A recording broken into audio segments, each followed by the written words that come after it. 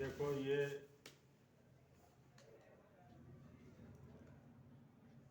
दो बॉडी है, मेटल है, मान लो मेटल है या नॉन मेटल है उससे मतलब नहीं। 1 डिग्री सेल्सियस टेम्परेचर इसका बढ़ाओ और 1 डिग्री सेल्सियस टेम्परेचर आप इसका बढ़ाइए, ठीक। तो 1 डिग्री सेल्सियस टेम्परेचर इंक्रीज करने में कौन ज़्यादा हीट एनर्जी लेगा, कौन ज़्यादा हीट एनर्जी एब्जॉर्ब करेगा, बताओ उधर। 1 डिग्री सेल्सियस टेम्परेचर हमने इसका इंक्रीज किया, तो टेम्परेचर इंक्रीज क्यों करेगा? क्योंकि हम उसको हीट एनर्जी दे रहे हैं, ठीक। नहीं समझ में आ रहा? तो टेम्परेचर इसका क्या करेगा? राइज करेगा। 1 डिग्री टेम्परेचर इसका राइज करने के लिए आपने कुछ इसको हीट दिया और 1 डिग्री टेम्परेचर राइज करने के लिए कुछ इसको आपने हीट दिया। दोनों का टेम्परेचर 1 डिग्री आपने राइज किया, इसका भी 1 डिग्री राइज किया, इसका भी 1 डिग्री राइज किया। तो आप बताइए कि 1 डिग्री टेम्परेचर राइज करने में किसको ज़्यादा हीट, कौन ज़्यादा हीट एब्जॉर्ब करेगा? बोलो। ये ज़्यादा हीट एब्जॉर्ब करेगा, ये कम हीट एब्जॉर्ब करेगा। नहीं बात समझ में आ रही है क्या? अरे मान लो एक तुम्हारे घर में जो चूल्हा है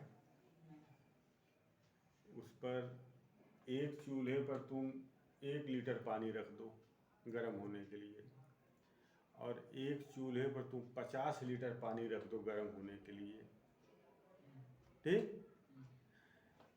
इसका भी टेम्परेचर 100 डिग्री तक करो। इस पहले वाले का, छोटी वाली पतीली में पानी है उसका टेम्परेचर 100 डिग्री तक ले जाओ, उबलने लगेगा। और इसका भी टेम्परेचर 100 डिग्री तक ले जाओ तो ये भी उबलने लगेगा।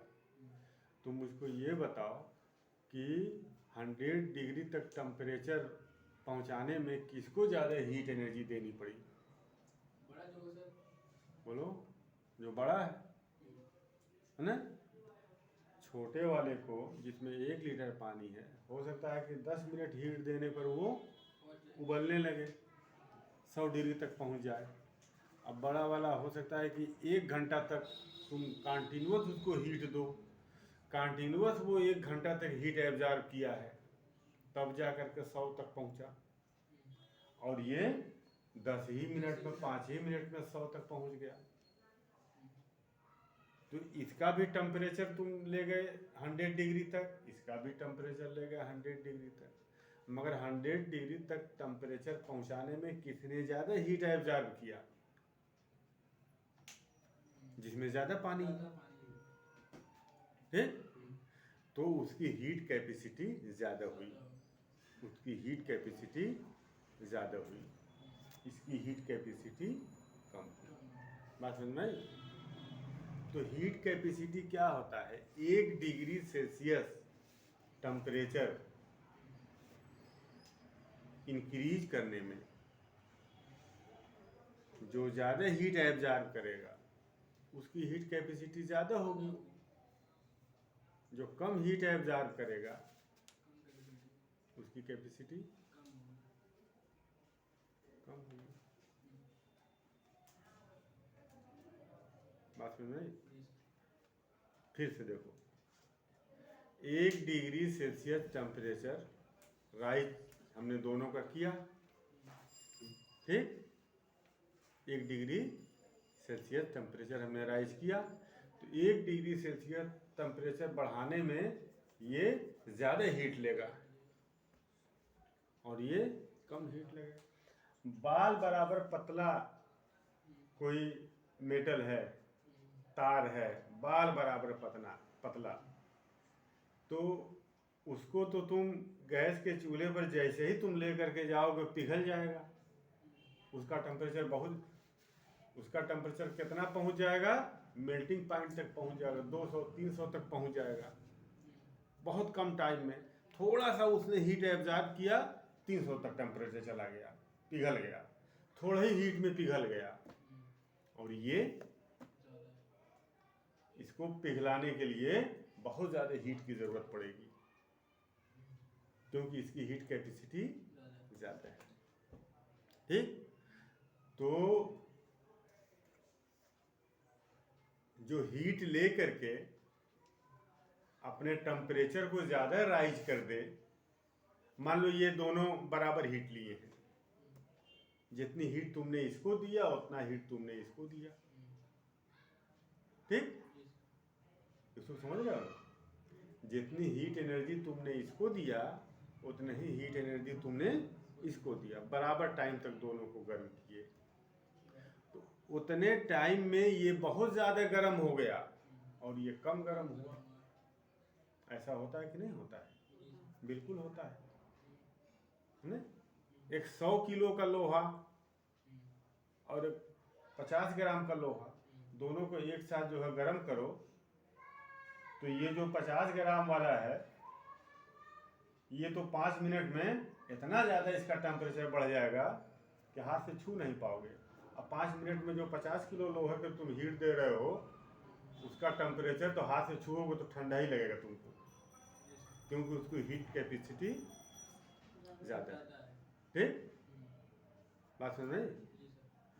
तो हीट ले करके जो अपने टेम्परेचर को बहुत जल्दी राइज कर दे, उसकी हीट कैपेसिटी कम, और हीट ले करके जो अपने टेम्परेचर को कम राइज करे, उसकी हीट कैपेसिटी ज़्यादा है।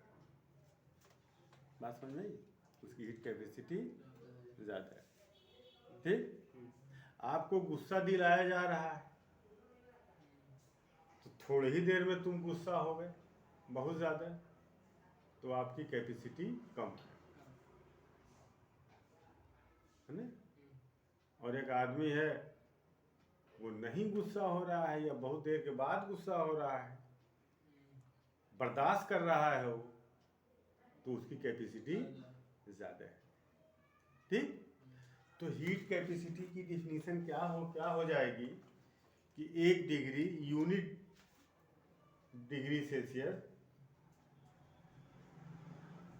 या यूनिट केल्विन, है ना, किसी भी बॉडी का टेम्परेचर आप 1 डिग्री सेल्सियस बढ़ाएं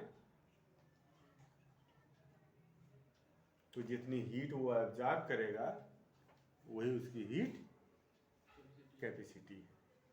ठीक ना? वही उसकी हीट कैपेसिटी है। ये एक बॉडी है, ठीक, इसको आपने टेम्परेचर दिया है यूनिट, टेम्परेचर नहीं सारी हीट एनर्जी कितना दिया है, डेल्टा क्यू दिया है heat energy. Delta Q heat energy ये एब्जॉर्ब करके अपना टेम्परेचर कितना राइज किया, डेल्टा टी डिग्री सेल्सियस या डेल्टा टी केल्विन, टेम्परेचर क्या किया, राइज किया। कितना आपने इसको हीट दिया, क्यू जूल। कितना इसका टेम्परेचर राइज हो गया, डेल्टा टी डिग्री सेल्सियस। ठीक, तो 1 डिग्री सेल्सियस टेम्परेचर राइज करने में जितनी हीट रिक्वायर्ड होगी वही उस बॉडी का हीट कैपेसिटी कहना है। बात समझ में? तो इस बात देखो, तो delta T degree Celsius temperature rise करने में delta Q joule heat absorb किया, है ना?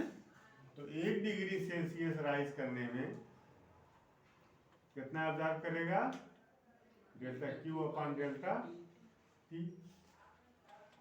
तो पर डिग्री राइज, तो heat absorb per degree rise in temperature, ये heat absorb per degree rise in temperature, यही क्या हो जाएगा, हीट कैपेसिटी। ये हो जाएगी heat capacity.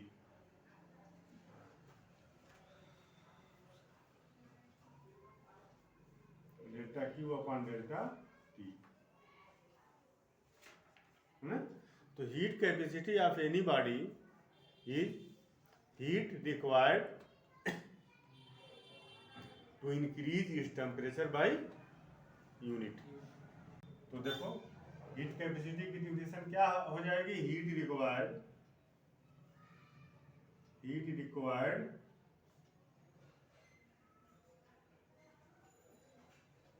To increase its temperature by unit degree.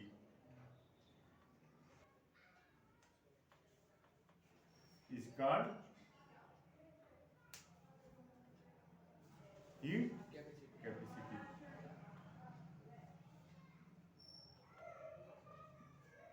है ना, हीट कैपेसिटी ऑफ बॉडी या ऑफ मटेरियल या बॉडी